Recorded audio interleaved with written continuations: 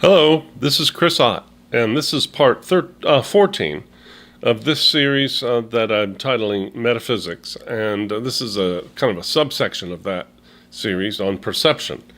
Part 13 was the first part of that sub-series, and it's talked about the history of the word perception, how it came to mean what it does in the 21st century. So if you look up in an inexpensive dictionary, the word perception today means perception with the senses. So like seeing, hearing, smelling, that's perception. Whereas anything internal, what's so-called internal, like your thoughts and stuff, you don't perceive them. Well, that's not the way it used to be, and that was the point. Up until the in 19th century, beginning of the 19th century, the word had always meant, from its Latin or root, which meant to collect or gather, it just meant to take experience of anything. So become aware of anything. So I could become aware of thoughts or sensations or memories or dreams or objects around me that I see and hear and smell and taste and so forth in my environment. All those would be perceived, anything that you can be aware of. So the word was sort of like, kind of like a verb for being conscious of something. So, but that changed, and that's what I talked about last time. And I felt that I kind of misspoke a couple of times, and I felt, and I didn't want to redo the whole talk. So let me just say what. Just amend that a little bit. I don't think I was perfectly clear. I talked about first initially that the English language kind of came into its own about the time of before the King James version of the Bible. That's like from around 1600, and that's in sort of early English. Not Old English, but I forget what they call it, New Old English or something like that. And then Shakespeare also was at that time. And I said that at that time they didn't have dictionaries. You learned through reading and you remembered the meanings of words. And then later, though, I started showing some dictionary definitions. So I wanted to clarify that. And I think I'll show some of those again, show the dates. While it's true at the time of Shakespeare, they didn't have dictionaries. Shortly after, maybe 50 years after his death, they started to introduce dictionaries. I think the first one was like 1638, and they were short. They were just lists of words, and then they got new versions. They got better and better. And then finally, with the unabridged Oxford Dictionary, which actually took about 50 years to write, in 1928, that it was completed, and that's been the standard ever since. So I just wanted to clarify that when I said there were no dictionaries, I was talking about the beginning of the 17th century, but by the end of the 17th century, there were. And in the 18th, there were too. So I was showing those. And the point was to show that we don't just have to rely on, context and so forth, but we actually look at those dictionaries, and they defined the word perceive as becoming aware of something. And it didn't matter whether it was mental, with the mind, or with the senses. And that's very clear. Now, I also made a mistake because I said that I was going to show some stuff from a etymology dictionary. Actually, that dictionary was the OED, or Oxford English Dictionary, that I then used to point those things out. I called it an etymology dictionary. It's actually the unabridged online OED, Oxford English Dictionary. And it showed the same thing. It showed where it changed. It changed to its modern, more restricted use, the word perceive and perception. Okay, so that's all I wanted to say. Now I want to go on, and there's a reason that I needed to have that part come first.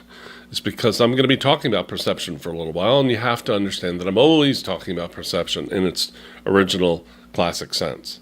of the broad sense of the word. And it's very close to how we use the word still today, the word see. Like, oh, I see that Sally didn't have a very good time at the party.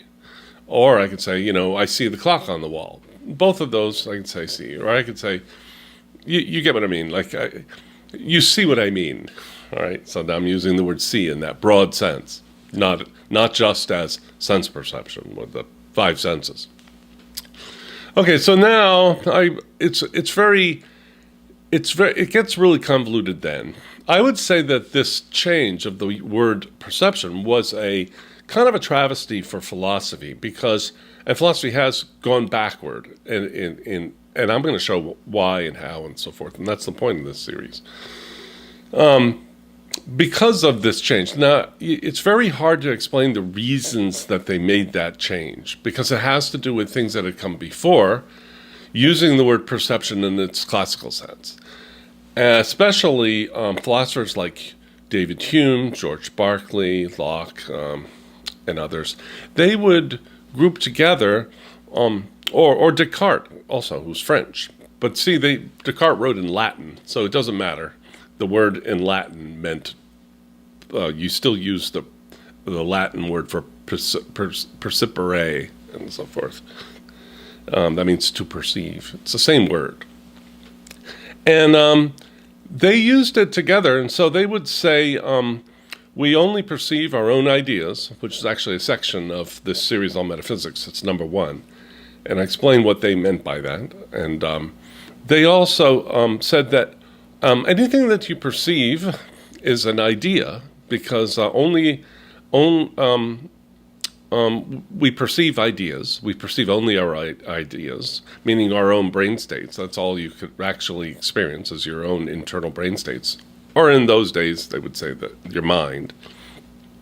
You don't directly perceive the world. You perceive your brain states, which are kind of a mediator, and they give you an interpretation of what's out there in the world. So, for instance, red and the sounds we hear, those are created in the brain to be an interpretation of something we can't see or hear directly. We just sort of infer from them that there must be something out there. Now, this becomes super problematic, but I'll go ahead and talk about that. I've done a lot of parts on the mind-body problem. And I'm going to put a little chart that used to be on Wikipedia, and it demonstrates, it's a classical chart that philosophers use a lot. I'm going to leave it up for a few seconds, because if you freeze the frame and look at it, it'll explain the whole problem. The problem is, if we perceive our own brain states, then the so-called outer world, or the real world, that's the supposedly the cause of those experiences, we can't perceive, and therefore we can't really know anything about it. It's theoretical. So then I'm going to introduce two words. I'm going to introduce two words. That was what I wanted to do first. And that the word phenomena or phenomenon, that's a singular is phenomenon, plural is phenomena, and the adjective would be phenomenal. Now, what these words mean often in everyday language is some odd event, like a flying saucer or something is a phenomenon, but we don't mean that in philosophy generally. The word has an older meaning that just means anything that you can perceive is a phenomenon, and so anything that is perceived is phenomenal. So the phenomena can be, since it's anything you perceive, it could be your thoughts, it could be pains, it could be dreams, it could be memories, it could be outer objects like a clock on the wall, in the room, in your environment, with your five senses. That would all be phenomena. So if I smell something, the smell is the phenomena. That there's something, but if I'm guessing what's causing that smell, well, that's a theory, okay? But the phenomena is the smell. Or when I look out and I see a fire engine, the phenomena is the color red and the shape of the red and so forth. That's the phenomena. And I call that phenomena a fire engine. I call the other one some odor. Now, there's another word that's the opposite of that. And that is also used in a special way in philosophy, and that's the word occult. Today, colloquially, the word occult kind of means something supernatural, like ghost or something like that. But, well, most often it's used that way. But it's a root meaning, which is how it's used more, at least up until the same period as that I'm talking about, like the 1800s. It was always used to refer to something unperceived, something you can't perceive or experience. So it's the opposite of phenomenal. So something phenomenal is something that you perceive, or the perception itself, the objects of your experience. And the word occult means, which comes from the Latin, which means hidden, means unperceived. So if something's completely unperceived, well, you can't really describe it because you can't perceive it. It's just a theory. So the current theory of that science holds today in neurology is that all your experiences, both things that are in your environment, like the clock on the wall, is an experience that's occurring in your brain. And the same is true of what so-called internal experiences. They're both internal in that if I'm thinking about my memory of another clock I used to have, okay, it's not in the room, but that experience of the memory is also occurring in my brain. Okay, so what do we mean by the inner experience and the outer experience, like the outer clock and the inner clock? Well, we don't mean in and out of our brain because both experiences are occurring in our brain. What we're talking about is the cause. So when a philosopher talks about the external clock, he's talking about a clock, a theoretical clock in a theoretical external world. It's sometimes called the outer causally responsible object. Okay, so your experience of the clock, when I look at the wall and I see a clock, I'm having an experience, and that's internal, and that's understood in neurology. But the philosopher goes on and says, well, the real clock, of course, is not in your experience. It's outside your experience in the external world. But if it's outside your experience and outside of everybody's experience, well, what do they mean? They mean you can't experience it. You don't experience it directly.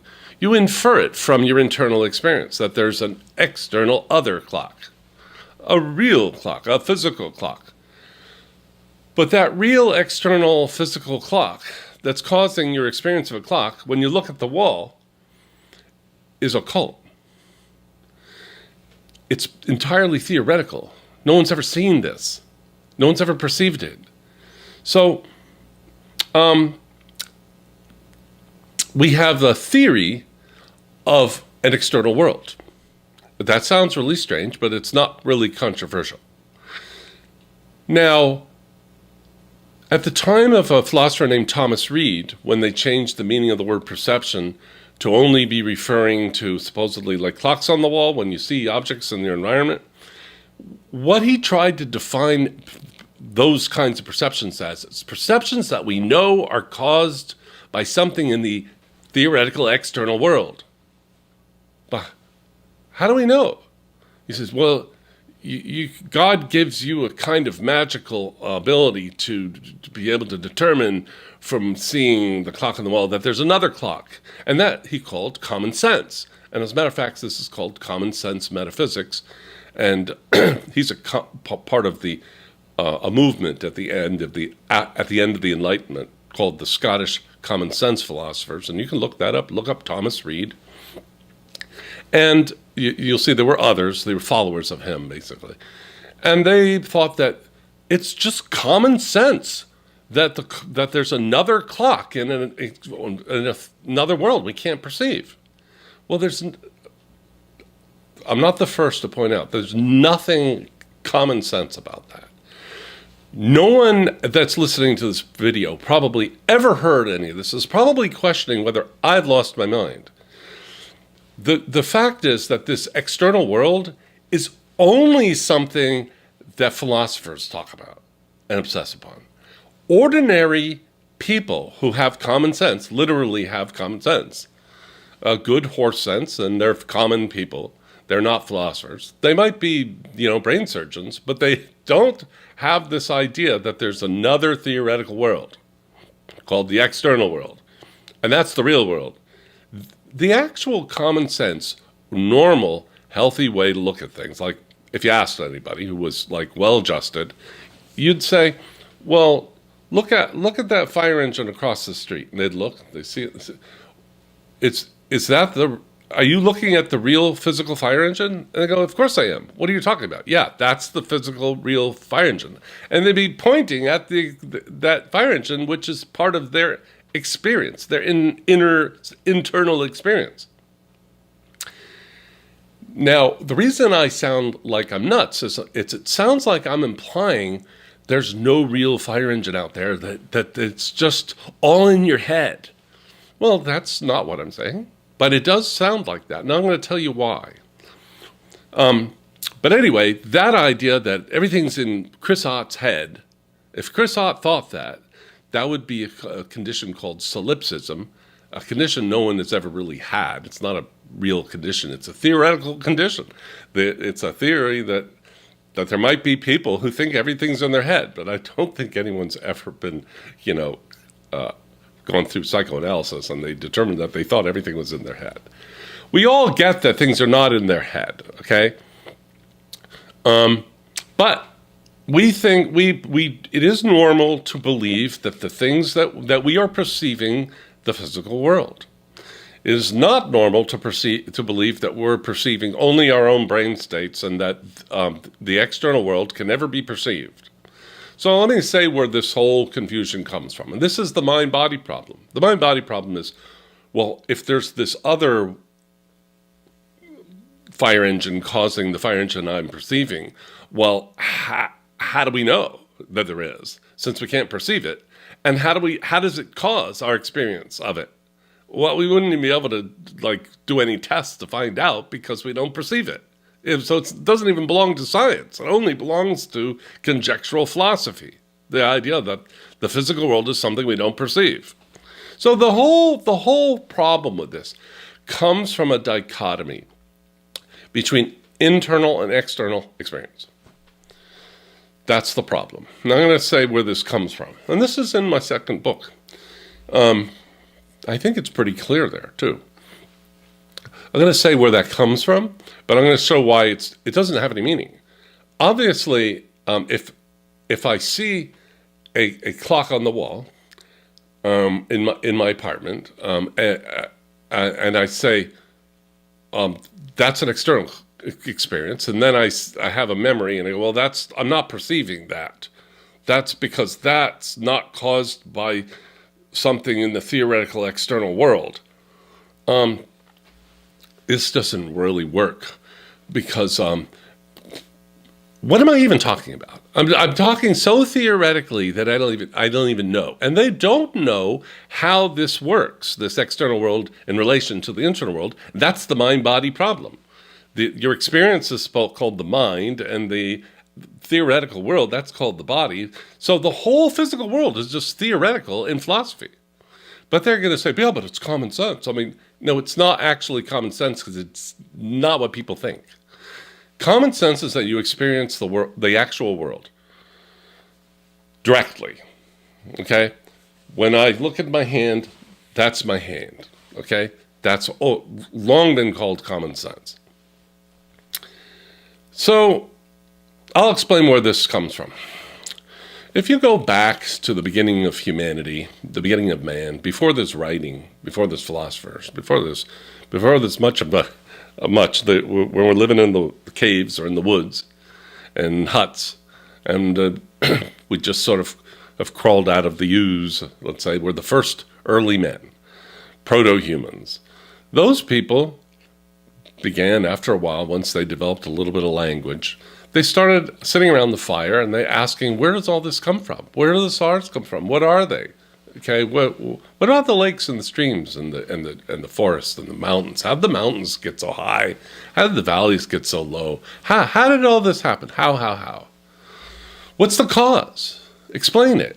So a shaman, he goes and he has to come up with an answer because they're feeling some anxiety, So he comes up with these spirits. And he tells a story about spirits. And then the spirits made that. All the rivers, they were made by this spirit. His name was such and such. And these become myths. And those turn into pantheons of gods. And then you have the Greek gods. And it's the same thing. They're up in Olympus. It's all the same thing. You've always had this. And then there's a development where it goes from a pantheon of gods to just, with the movement toward monotheism, about to the huge movement. The last movement of it was about 1,000 years ago. Away from pagan ideas to monotheism. What's the idea? There's just one God, and he caused everything. And now what do we notice about all these gods and spirits? From the very beginning, the first spirits, who happened to actually often be animal spirits, and they had little statues of them and stuff that they worshipped and they prayed to and so on to help with the weather and so on. They were invisible things. They're occult objects. So the way we always explain things was we look at something and we see a river, and that's actually phenomenal, right? It's part of our experience. And they didn't have thoughts about neurology or the brain or anything. It's phenomenal. It's part of their experience. They want to explain it. So they would explain it in terms of an occult entity. An entity is a word for anything. An entity could be a corporation, okay? But an entity. So an occult entity sounds kind of ghostly. Well, it kind of is. Now, this is the reason that, theists have a hard time with atheists, because atheists say, well, I can't perceive this God that you're claiming. It's occult. See, but what they don't know, what the poor Christians that have to deal with these objections don't know, is that they can bring this right back on the atheist and say, did you know that your physical world is occult too? So I hope you're guessing how this happened. Because that was our MO. That's how we explain things, is we invented an occult entity. The shaman did originally, then the philosopher did, then the scientist or the doctor does. They come up with an entity and say, well, this is the cause. There was a time, well, I won't go sidetrack. You get the point. So this is what they did, and so that's the sense in which they mean it's common sense. It means it's an old habit. That's how we explain things we perceive. We make up something like them that made them. For instance, where do people come from? The ones we perceive. From people we don't perceive. In Olympus, which we don't perceive. It's kind of like, where do people come from? People. But invisible people. Well, where do fire engines come from? Well, an invisible fire engine in an invisible world. That's where that comes from. And we're still talking like that. And philosophers were... I'm going to get into some of the results of this kooky way of thinking, because they have not been able to find a way out of this dichotomy.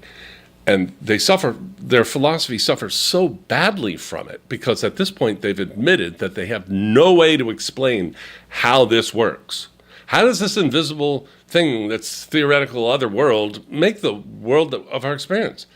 They can't say. That's the mind-body problem. That's considered one of the greatest remaining problems of science and philosophy, the mind-body problem. We don't know how it is we have our experience. We don't even know how are we even conscious. How do I even have a conscious experience? Well, they don't have even a theory for it. We're just waiting for one, because the whole paradigm, they're never going to have one. The whole paradigm is wrong. The whole idea of this dichotomy of explaining things that we see by making up things we don't, that doesn't really solve the problem. it only creates more problems because, before we were trying to explain what we perceive. Now we're trying to explain what we perceive and the thing we invented that we don't. Because the thing that we invented that we don't doesn't actually explain what we do. So we end up starting with one thing to explain, and we end up with two. And then if you keep going, you're going to get more and more and more. And there's a lot of inventing of theoretical entities today as a result of a whole century of coming up with them. And I don't even think I need to name them. Most people that follow kind of what they call the new physics are aware of lots of theoretical entities, which don't quite make sense. But they're kind of trippy, Of course it's kind of trippy. It's kind of trippy what I'm talking about. Like there's another fire engine I can't see. That's kind of trippy. That's kind of like, no. It's trippy because it's ridiculous. It's not trippy because it's like we're breaking through to a new level. All right. So now I have to go over the alternative.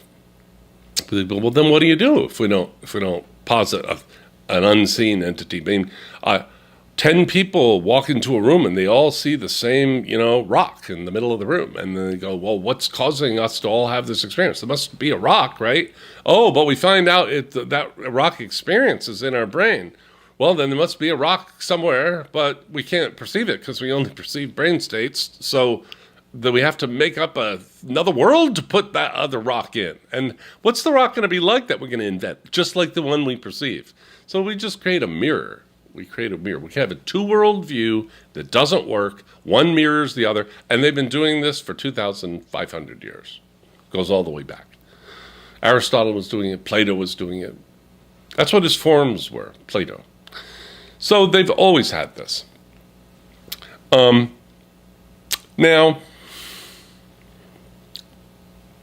this is why perception has always been hard to explain, because we've always been trying to explain it in terms of these invisible entities that don't make any sense. Well, there's no explanation that's forthcoming. Now, by the way, some people will think, oh no, we know all about perception now because we know all about brains and how brains work and how they move and how the neurons do this and that and how they send messages, and none of that explains perception, though. All those are part of the experiential world. Your brain, it's kind of an inconvenient fact that your brain is in this world, in this experiential phenomenal world. If the brain's the cause of your experience, well, shouldn't it be over in the occult world? Well, we have another brain over there. If you're able to follow this, you should be able to. You can slow it down and repeat it, what I say, or you could order my book, but it's expensive. But if anybody ever emails me and asks me for a copy, I'll send you one for $10, including shipping. All right, signed. So that's an offer. That's my second book, The Evolution of Perception Re-Explained. I'll send that. $10. Signed, including shipping. Online, it's $26.99, but they do sales on Amazon from time to time. So let me go on. So, as I said, the MO of human beings when trying to explain things was always to come up with some theoretical entity that you can't perceive, so you can't really argue against it. You just have to trust the shaman.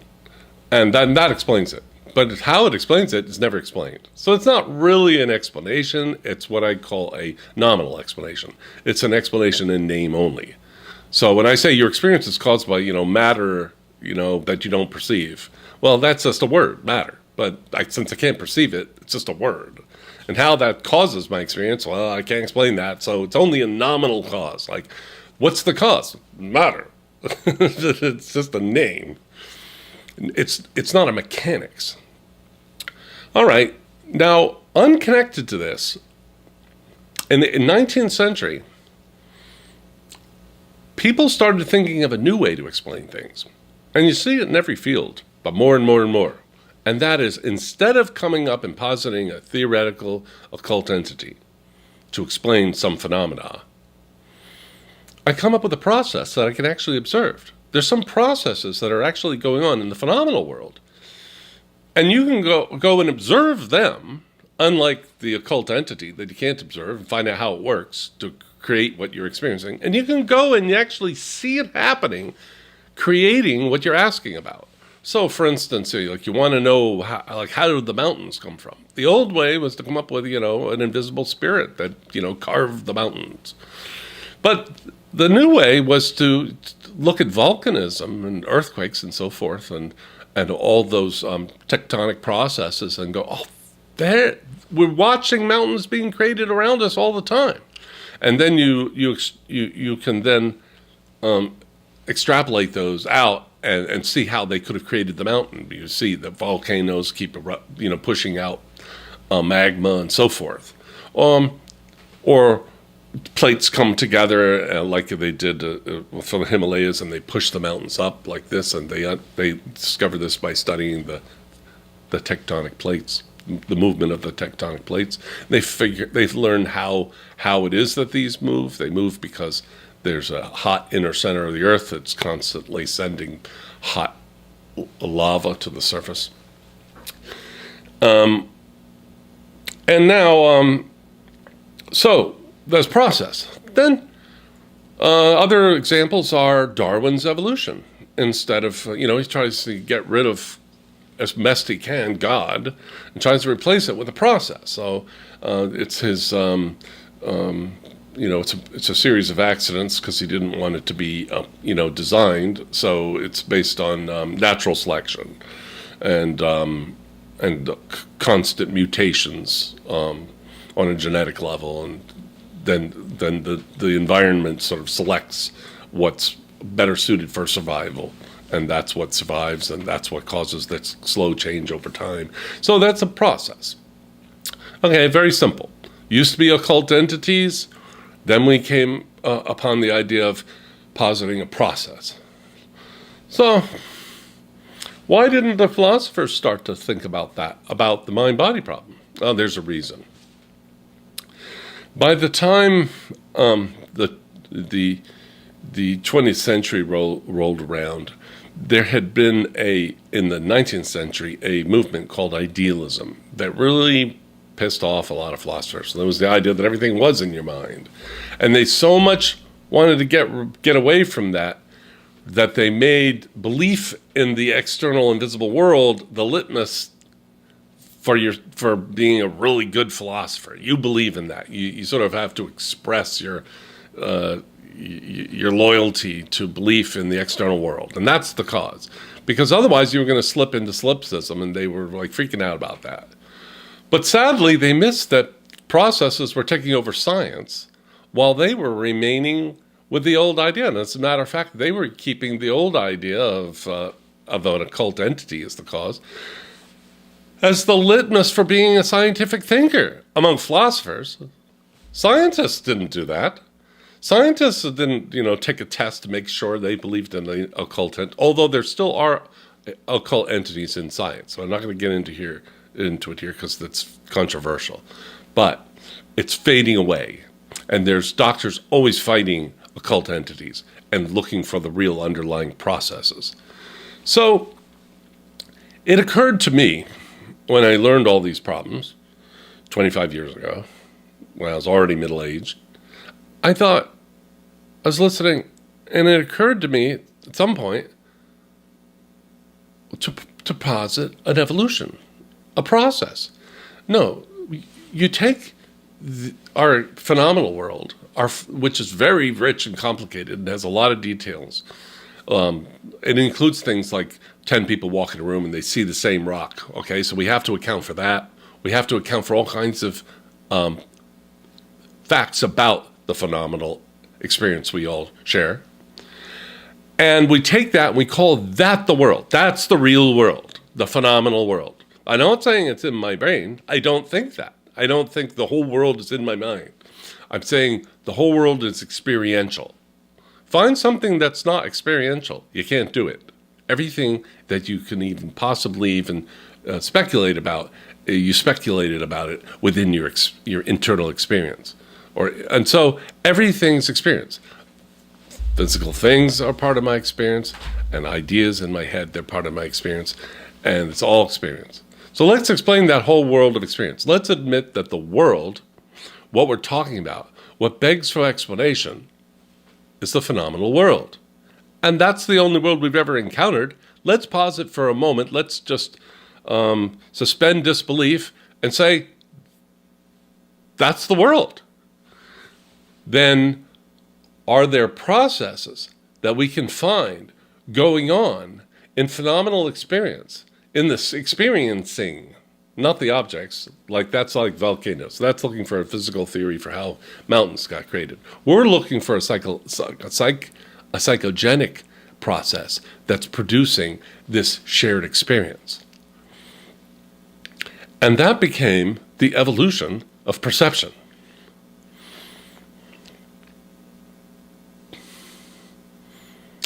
I think that what I just said was clear enough, and I'll continue in the next part. But I'm going to stop here. You can go back, rewind, whatever. As I said, I'd put in some dates on those dictionaries I was showing last time, and I'll continue with part 15 next time, and I'll see you there. Bye-bye. Take care. Thank you for watching.